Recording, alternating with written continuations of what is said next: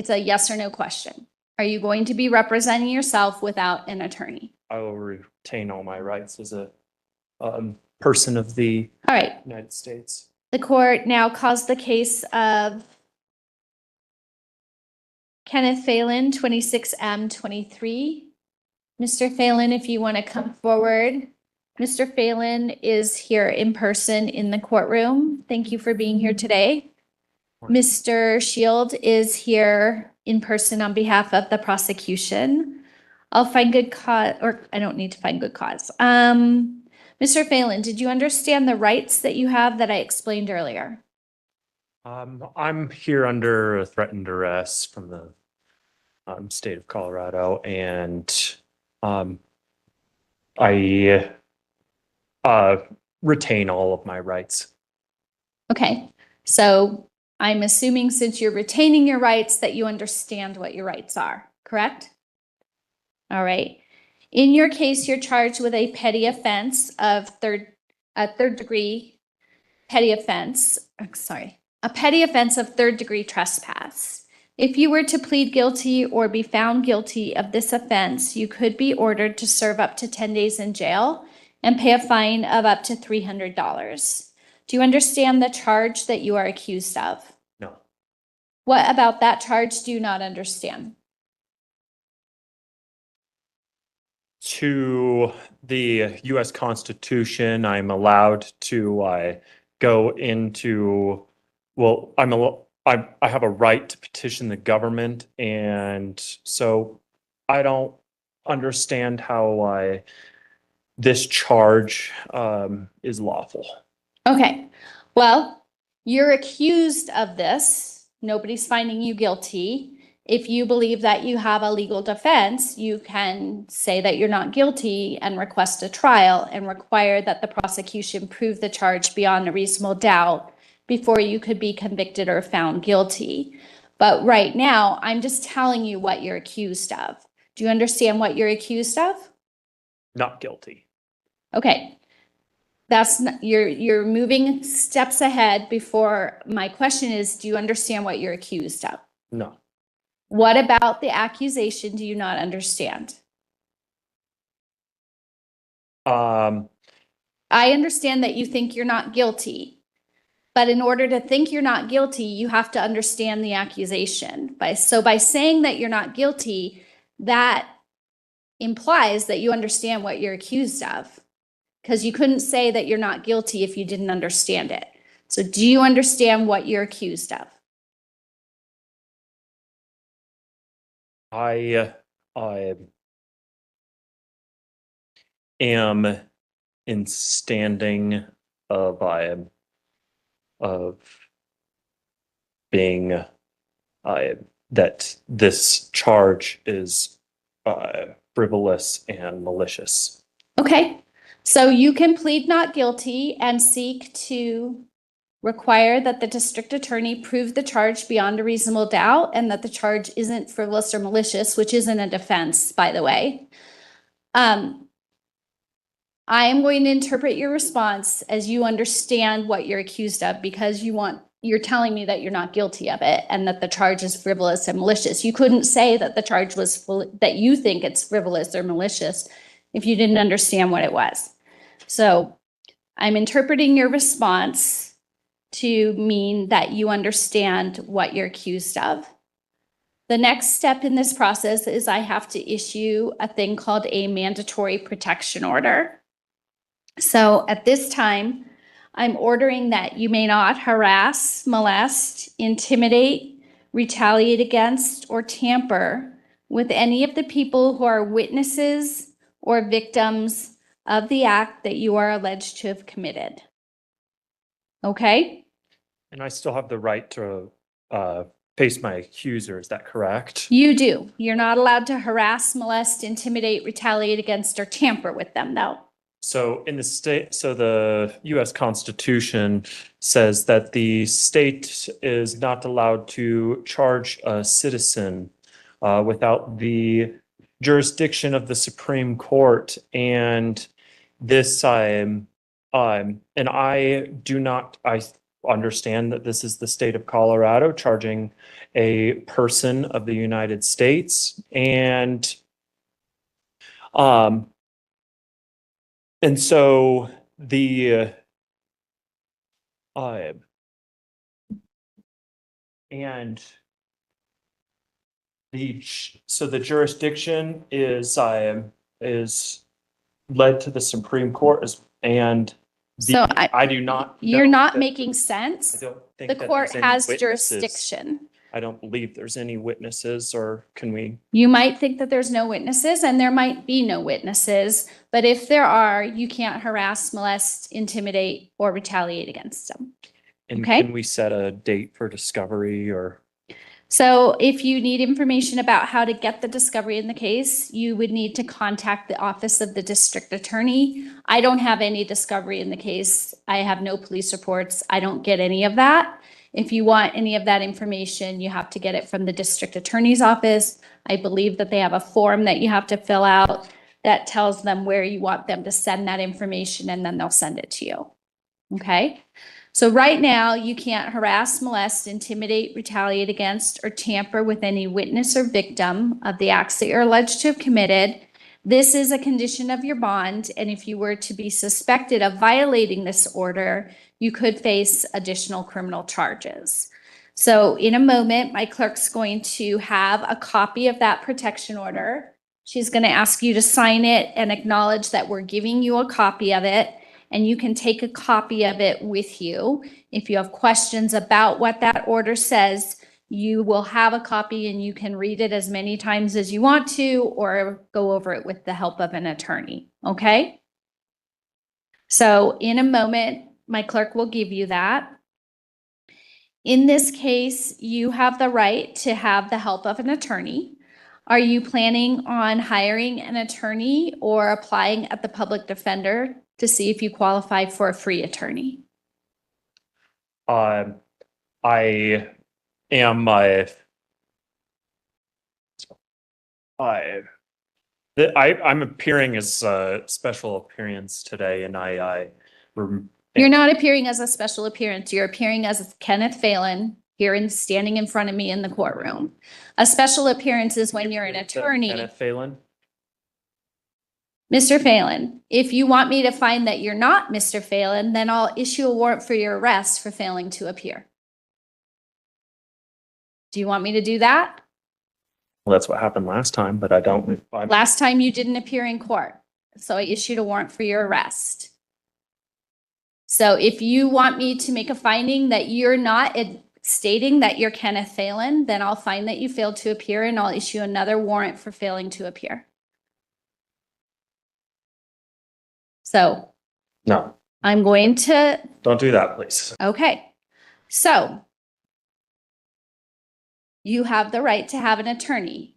You're not making a special appearance. A special appearance is when an attorney appears without entering, representing somebody to do something small in a case. As far as I know, you're not a licensed attorney. You're not representing yourself as an attorney. If you want to represent yourself not as an attorney, you're free to do that. But if you want to get an attorney's help on this case, I'm willing to give you time to do that. Would you like time to get an attorney's help on this case? No. All right. Are you going to be representing yourself without an attorney? To jurists. That's not a response. Do you want to plead not guilty at this time and set your matter for trial? Not guilty. All right. We're going to go ahead and set this matter for a trial. I have an advisement that I need to give you because you're setting the case for trial without the help of an attorney. So I have a series of questions that I have to ask you. Do you understand that you have the right to be represented by an attorney throughout these proceedings?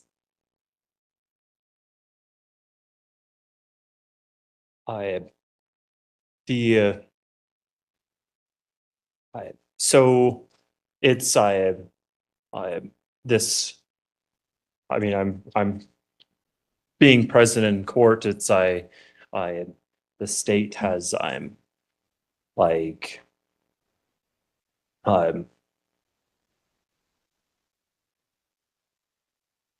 It's a yes or no question. You told me that you were Do I- exercising all your rights. One of your rights is the right to have an attorney. Do you understand that?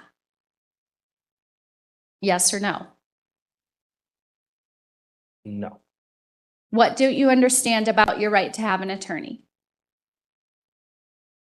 How I am, the, so why this, this charge as I am, has like brought me, it's, what am I?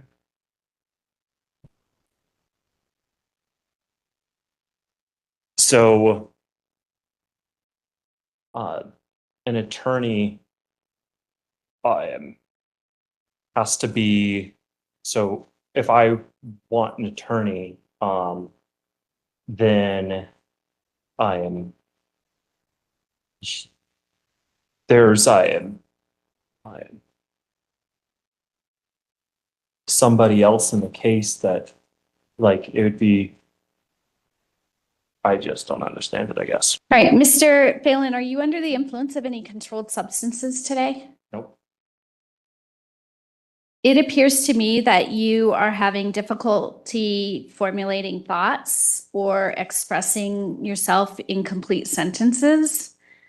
I'm concerned about your competency.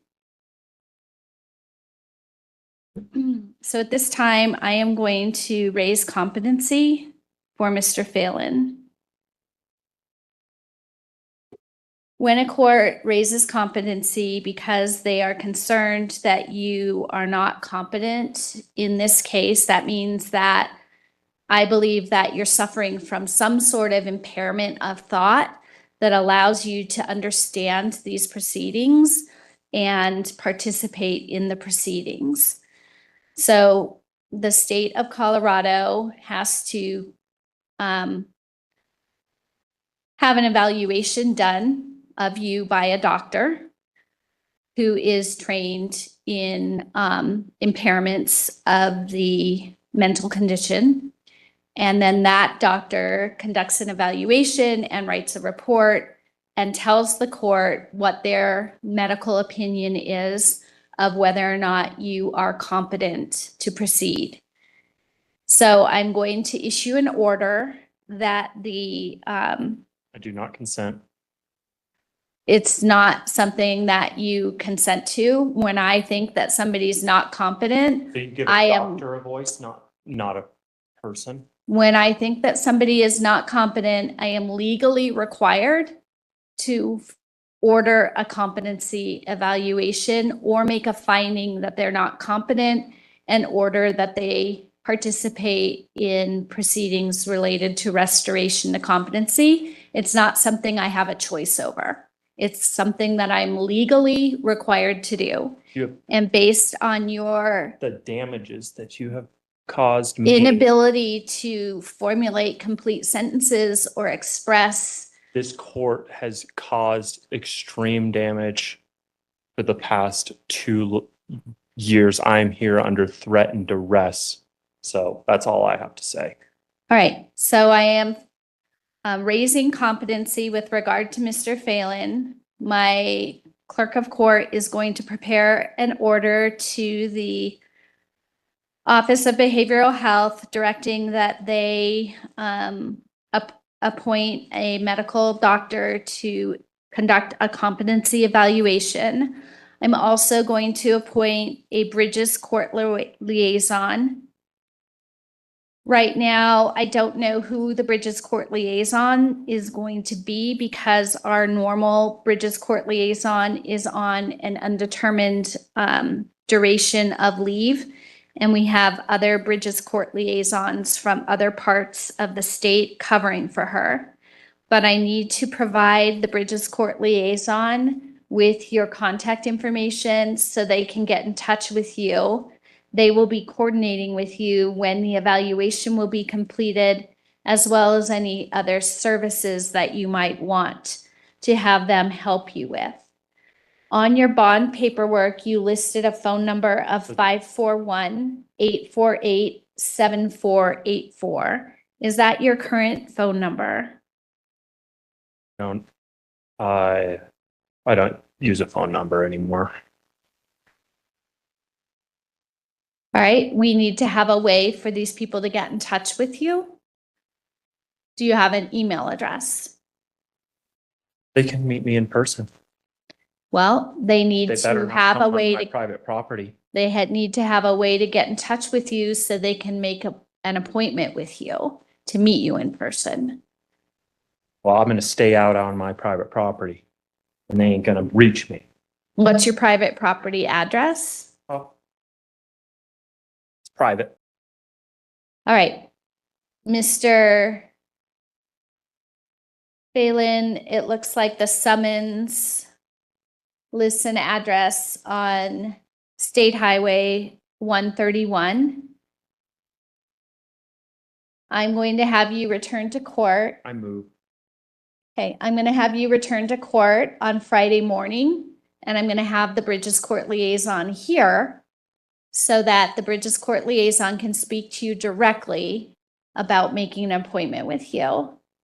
So I'll ask that you please appear on March 27th. That's this coming Friday at 9 o'clock in the morning. You can appear virtually or in person.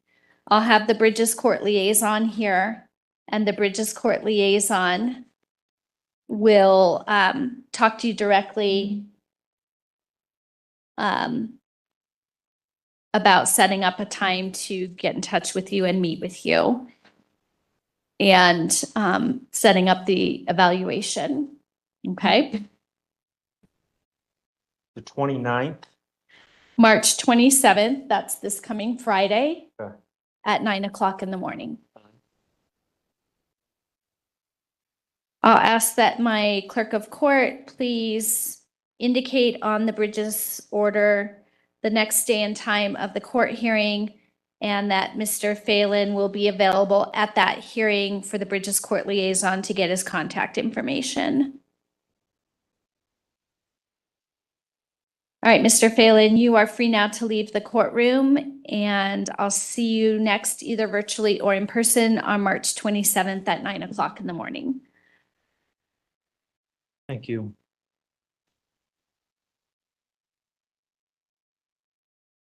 Mr. Phelan, we do need you to sign that protection order, and then my clerk will make a copy for you. I'm not signing it. All right, if you refuse to sign it, you've still been advised of it. My clerk will write that you refuse to sign it, and if you want to get a copy of it, she can make a copy for you. But you have been advised on the record. My clerk will note on the form that you've been advised on the record, you've acknowledged the protection order on the record, and that you refuse to sign it. If you want a copy of it, you need to wait here so she can make a copy for you.